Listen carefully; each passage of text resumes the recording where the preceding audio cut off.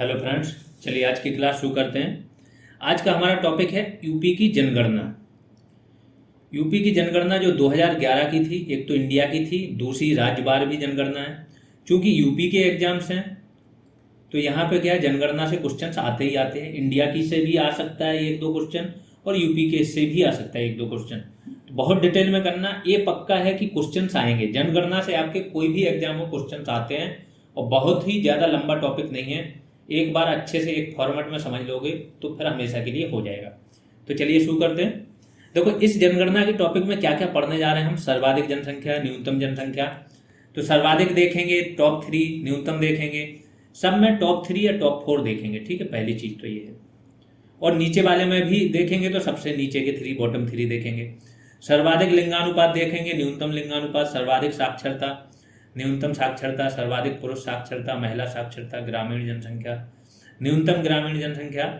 फिर नगरीय जनसंख्या वाले जनपद, स्लम आबादी वाले, यूपी में स्लम आबादी वाले सर्वाधिक जनसंख्या, ये इंडिया की है स्लम आबादी। ठीक है, ये यूपी वाली देख लेंगे। फिर अनुसूचित जाति की आबादी और अनुसूचित जनजाति की आबादी, ये सब डिटेल देखेंगे। ठीक है, तो चलिए शुरू करते हैं।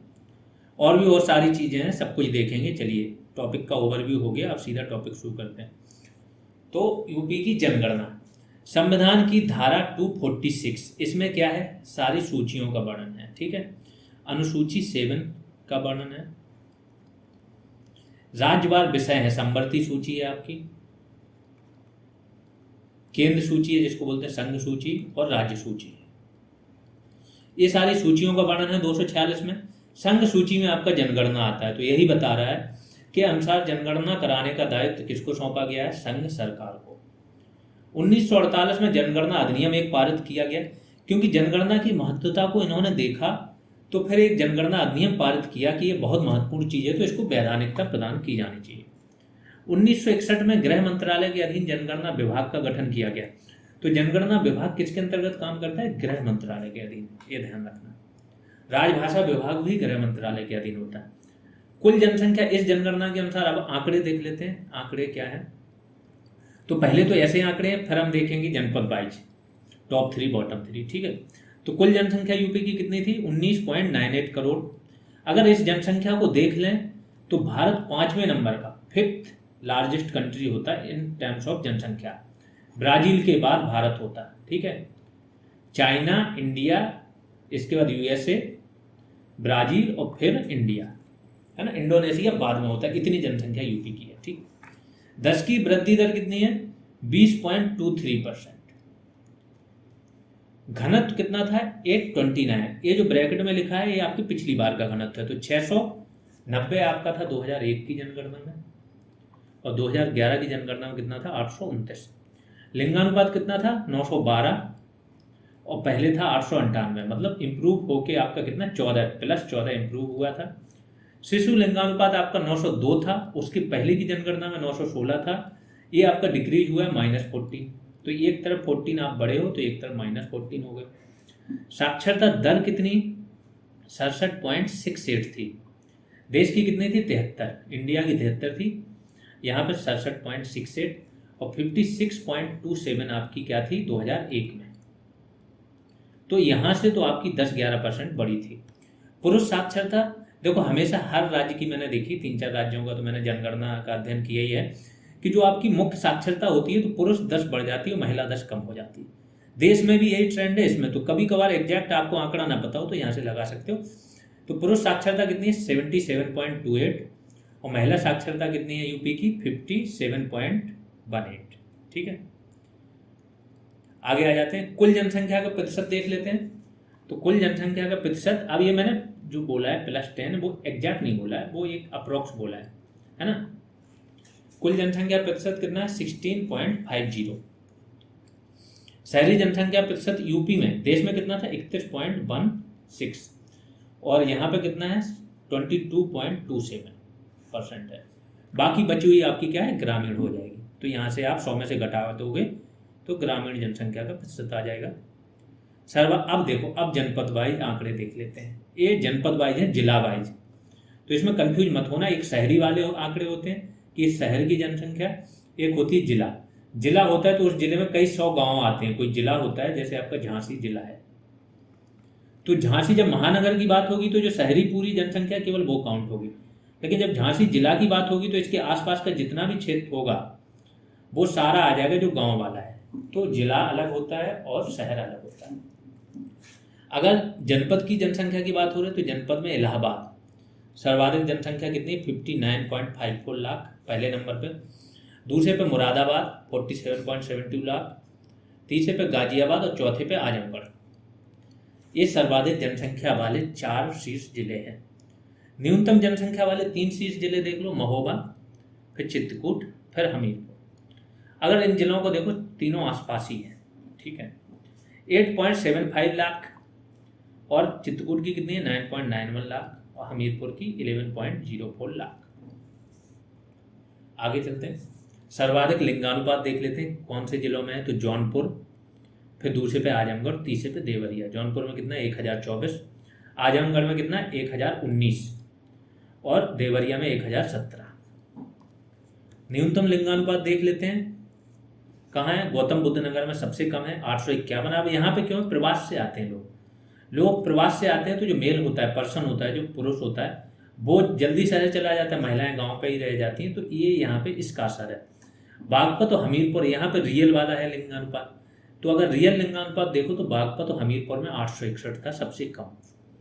फिर कानपुर और बांदा में 863। तो कानपुर में भी थोड़ा बहुत प्रवास देख सकते हैं हम। सर्वाधिक साक्षरता देख लेते हैं कौन कौन से जिलों में थी। गौतम बुद्ध नगर, ये तो हो गई क्योंकि नोएडा ये सब आता है, दिल्ली के पास का क्षेत्र है, 80.12%। दूसरे को कानपुर 79.65%, तीसरे पे औरैया 78.75%। ये वाला नाम जो है ना, इन्होंने सच में तरक्की की है, क्योंकि ये उतना बड़ा शहर भी नहीं है, फिर भी यहाँ पे साक्षरता दर अच्छी खासी है। न्यूनतम साक्षरता देख लेते हैं, श्रावस्ती 46.74, बहराइच 49.36 और बलरामपुर 49.51%। फिर सर्वाधिक पुरुष साक्षरता देख लेते हैं, गौतम बुद्ध नगर 88.06%, औरैया 86.11%, इटावा में 86.06%। तो सर्वाधिक पुरुष साक्षरता में कानपुर नहीं है, ये ध्यान रखना। लेकिन सर्वाधिक महिला साक्षरता की जैसे ही बात होगी, कानपुर टॉप पे आ जाएगा, टॉप 3 में, ठीक है। तो टॉप 3 में भी टॉप पे आ जाएगा। तो 75.05%, लखनऊ में 71.54% और गौतम बुद्ध नगर में 70.82%। तो एक तो लखनऊ टॉप 3 में नहीं था, पुरुष में भी नहीं था, ओवरऑल में भी नहीं था, उसकी एंट्री हो गई, कानपुर टॉप पे आ गया। सर्वाधिक ग्रामीण जनसंख्या देख लेते हैं, कहाँ है, किस किस जिले में है। तो इलाहाबाद में सर्वाधिक, चूंकि इलाहाबाद में ओवरऑल जनसंख्या भी है, शहरों में ज़्यादा रह कहाँ रही है, तो सर्वाधिक ग्रामीण जनसंख्या इलाहाबाद में, फिर आजमगढ़ में और फिर है आपकी जौनपुर में। न्यूनतम ग्रामीण जनसंख्या देख लेते हैं, कहाँ कहाँ है, गौतम बुद्ध नगर में, क्योंकि शहरी एरिया है पूरा, फिर महोबा में, फिर हमीरपुर। क्योंकि महोबा पूरा जिला ही उतना बड़ा नहीं है तो वहाँ कम होगी, हमीरपुर भी वैसे ही है। सर्वाधिक नगरीय जनसंख्या वाले जनपद देख लेते हैं कि सर्वाधिक नगरीय जनसंख्या संख्या के क्रम में कहाँ है। तो गाजियाबाद में, फिर लखनऊ में और फिर कानपुर में, ठीक है। जिला की बात हो रही है, फिर ध्यान रखना ये शहर की बात नहीं हो रही है।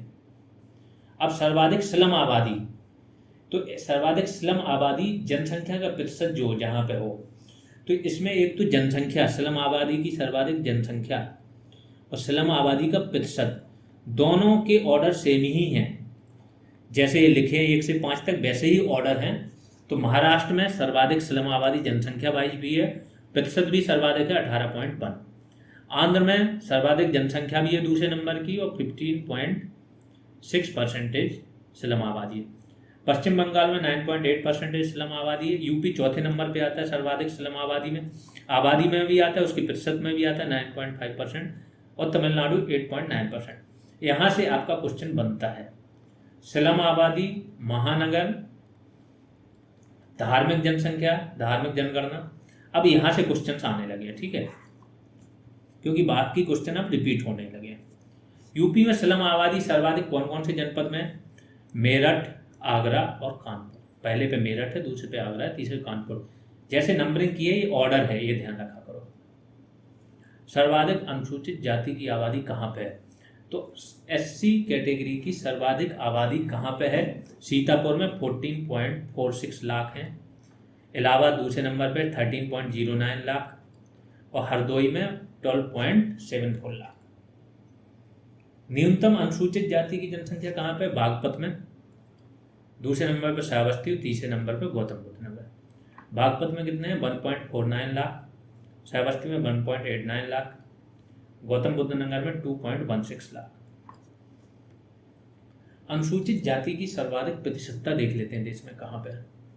कौशाम्बी में सर्वाधिक प्रतिशत है 34.72, सीतापुर दूसरे नंबर पे 32.26, हरदोई तीसरे नंबर पे 31.14%। न्यूनतम प्रतिशतता देख लेते हैं अनुसूचित जाति की बागपत में। तो बागपत में अनुसूचित जाति की भी न्यूनतम प्रतिशतता है, न्यूनतम संख्या भी है, और ST की भी न्यूनतम प्रतिशतता और संख्या बागपत में है। ठीक है, तो सबसे डाउन पे बॉटम पे बागपत ही आएगा दोनों में, फिर बरेली, फिर बलरामपुर। अनुसूचित जनजाति की अब ST जनसंख्या की बात होने लगी। तो अनुसूचित जनजाति की सर्वाधिक आबादी कहाँ है? सोनभद्र में 3.85 लाख, दूसरे नंबर पर बलिया 1.10 लाख, तीसरे नंबर पर देवरिया 1.09 लाख। न्यूनतम ST आबादी देख लेते हैं, बागपत, फिर कन्नौज और फिर बदायूं। सर्वाधिक ST की प्रतिशतता देख लेते हैं कहाँ पे है। तो सोनभद्र दूसरे नंबर पे ललितपुर, सोनभद्र में कितना 20.67% जो जनसंख्या वो ST है। ललितपुर में दूसरे नंबर पर 5.86%, देवरिया में तीसरे नंबर पे 3.54%। अब आप लोगों के लिए क्वेश्चन है कि ललितपुर में आपको बताना है कि कौन सी जनजाति निवास करती है। न्यूनतम ST प्रतिशतता देख लेते हैं बागपत, जैसा मैंने बताया कि SC प्रतिशतता भी न्यूनतम बागपत में, ST भी प्रतिशतता बागपत में, फिर कन्नौज और फिर बदायूं। आगे आ जाते हैं, धार्मिक जनगणना देख लेते हैं। हिंदू कितने परसेंट हैं? 79.73, मुस्लिम 19.26%, सिख 0.32%, ईसाई 0.18%, फिर जैन है 0.11%, बौद्ध है 0.10%। इस प्रकार से इनका ऑर्डर है। चित्रकूट में सर्वाधिक हिंदू आबादी कितनी है? प्रतिशतता में अगर देखो तो 96.33% है, और रामपुर में सर्वाधिक क्या है? आपकी मुस्लिम आबादी का प्रतिशत है देश में, अगर जिले में देखो तो 50 देश नहीं, राज्य की बात हो रही, यूपी की बात, 50.57% मुस्लिम आबादी है रामपुर जिला में, जो कि यूपी में सर्वाधिक है। ठीक है, यहाँ पे आपकी यूपी की जनगणना फिनिश होती है। अभी के लिए इतना ही। यहाँ से आपकी ज्योग्राफी के सारे टॉपिक वीडियो के लिए तो फिनिश हो गए हैं। जितने भी जहाँ से भी क्वेश्चन, एक क्वेश्चन भी बन सकता था, हमने वो सारी चीज़ें कवर कर ली हैं। अब आपकी ज्योग्राफी फिनिश हो गई है, एंशिएंट हिस्ट्री फिनिश हो चुकी है, पॉलिटी फिनिश हो चुकी है, हिंदी के सारे टॉपिक आपको PDF फॉर्म में मिल चुके हैं, बहुत अच्छे से हैंड रिटन। ठीक है, इसके बाद इकोनॉमिक्स का एक क्लास आएगी या 2 क्लासेज आएंगी, तो उसमें कुछ टर्मिनोलॉजी बचेगी इकोनॉमिक्स की, वो करा दी जाएगी। और फिर एक क्लास आएगी जिसमें आपका सारा डेटा वाइज इकोनॉमिक्स सर्वे, बजट, इसके बाद जितनी भी स्कीम्स हैं इकोनॉमिक्स का, जितना भी जैसे खनिज है, आयात निर्यात है, उत्पादन है, वो सारी चीज़ें एक ही उसमें आ जाएंगे, तो इकोनॉमिक्स आपकी खत्म हो जाएगी। इकोनॉमिक्स का चूंकि 2 आवर्स का एक वीडियो आपका कॉन्सेप्चुअल आप लोग देख चुके हैं, उसके नोट्स बना लेना, तो सारा कॉन्सेप्चुअल पोर्शन तो वहाँ पे आपका कवर हो गया। कुछ टर्मिनोलॉजी बाकी रह गई होगी, वो मैं देखूंगा कौन कौन से टर्म्स आपको बताने जरूरी है। अगर जैसे रेपो, रिवर्स रेपो नहीं बताया होगा तो वो चीज़ें बता दी जाएंगी, है ना। थोड़ी सी महंगाई, बेरोजगारी के और प्रकार वगैरह ये सब बताने, अगर नहीं बताए होंगे वो बता के फिर आपका पूरा फैक्चुअल डेटा इकोनॉमिक्स का दे देंगे, तो इकोनॉमिक्स आपका खत्म हो जाएगा। ठीक है, यूपी का बजट भी आ जाएगा, इकोनॉमिक्स समरी आ जाएगी। फिर हम सीधा एंशिएंट तो खत्म हो गई आपकी, मिडाइवल पे चलेंगे। 5 से 6 दिन में मिडाइवल खत्म करेंगे, और 5 से 6 दिन के अंदर यहाँ पे मतलब हो सकता है 2-2 क्लासेज भी देनी पड़े, तो 2-2 क्लासेज पर डे दी जाएंगी। और 5 से 6 दिन के अंदर पिन पॉइंटेड आपकी क्या करेंगे, मॉडर्न करेंगे खत्म। और ये खत्म हो जाएगी तो लास्ट के 15 डेज जो बचेंगे आपके, वो किस लिए बचेंगे? रीजनिंग के लिए। इस प्रकार से हम वीडियो का, उसी बीच में टास्क, टेस्ट वगैरह ये सारी चीज़ें होती रहेंगी, तो आप लोग अपनी तैयारी को एकदम स्पीड अप कर लीजिए। बहुत अच्छे से मेहनत कीजिए। इस एग्ज़ाम को भी उसी तरह से बनाना है जैसे बंदरोगा का बना था। इसके प्रति एकदम सीरियस रहो, क्योंकि इसका सिलेबस बड़ा है, बहुत ज़्यादा सिलेबस में। कंप्यूटर की भी आपको पीडीएफ प्रोवाइड करा दी गई एकदम शॉर्ट फॉर्म में, तो वो भी पढ़ते रहो बराबर साथ में। करंट के भी आपकी वीडियोज आ रहे हैं, जिसने शेयर नहीं किया वो शेयर कर दीजिए। जिसने ऐप पे कोर्स नहीं लिया, लेना है, तो उसकी सारी डिटेल आपकी वीडियो के पिन कमेंट में या डिस्क्रिप्शन में आपको मिल जाएगी। अभी के लिए इतना ही, धन्यवाद।